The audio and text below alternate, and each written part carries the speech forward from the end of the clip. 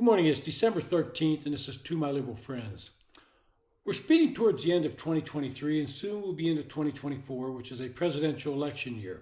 And right now, the two nominees appear to be Joe Biden for the Democrats and Donald Trump for the Republicans. Both will be running for a second and final term. Both are aging warriors, with Biden being 81 and Trump being 77. That means no matter who wins, we're going to have a president over the age of 80, and I don't think that's a good thing. I've long argued that we need some form of maximum age limits for both Congress and the President. Article 1 of the Constitution puts in age minimums to serve.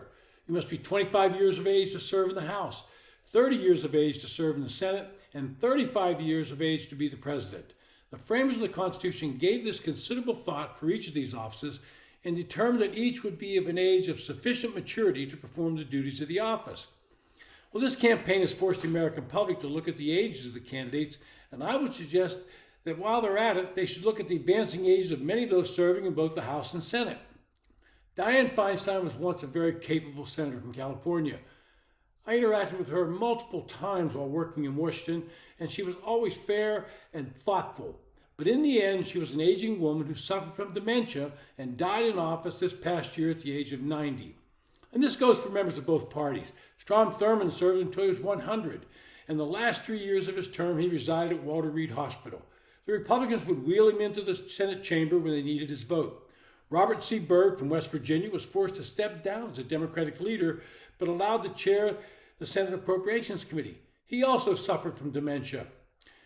Oftentimes, Capitol Police would say they would take him out to the graveyard on Saturdays. He would lay in the grave talking to his wife, Irma, and on the way back, ask them if they're going to go to the graveyard today. A recent poll by the Pew Foundation asked people how they felt about establishing some age limits. The survey finds majority support in both parties for maximum age limits for both elected officials and Supreme Court justices. But Republicans and Republican-leaning independents are slightly more likely to support age limits for elected officials, while Democrats and Democratic leaners are considerably more likely to support them for the Supreme Court justices. Not surprising. 82% of Republicans and 76% of Democrats support putting a maximum age limit in place for elected officials in D.C. 82% of Democrats and 68% of Republicans favor one for Supreme Court justices.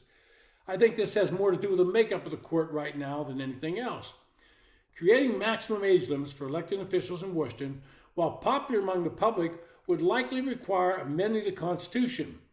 Now, constitutional amendments require a two-thirds vote in both the House and Senate, followed by ratification by 3/4 of the states.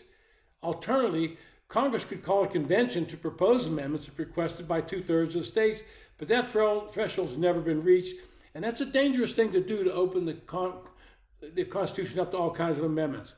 How many of you think these aging members of Congress would vote for a limit that would effectively oust them from office? This year, the median age in the U.S. Senate is 65.3. In the 118th Congress, that was an increase from 64.8 in the 117th, and 63.6 in the 116th, and 62.4 in the 115th Congress. It's on a pace of averaging 1 year each Congress. That tells you that way too many are simply running for re-election instead of retiring. In the House of Representatives, the median age for a representative was 57.9 as of January, slightly lower than in other recent Congresses. The median age of House Democrats was a bit higher than that of Republicans, 58.1 to 57.4, basically the same. My point in these statistics is that it's not a partisan issue, but one that must be dealt with by both sides of the aisle. In the past, I've suggested that once you hit the age of 75, you can no longer run for either Congress or the presidency. And that seems to be the age that most people would support. If that were the case, then 10 Democrats in the Senate and 4 Republicans would be ineligible to run again in 2024. Over the House, 26 Democrats are over the age of 75, while only 7 Republicans exceed the age limit. Now, that's not surprising because Democrats run in very blue districts and tend to stay in office forever and ever. Then we have to factor in the Senate, we have another 18 senators that are between the age of 70 and 74, so that would mean over 1/3 of the Senate is over the age of 70. In the House, there's another 42 members between the age of 70 and 74. Now, I worked in and around the Congress for 42 years, both as a Senate staff member and a government relations professional. And I can say with all assurance that the workload of a member of Congress is grueling. Hearings start in the morning, and the floor action often goes until 10 at night or later. And there is constant travel to and from the district. The issues are complex and require a lot of reading and study.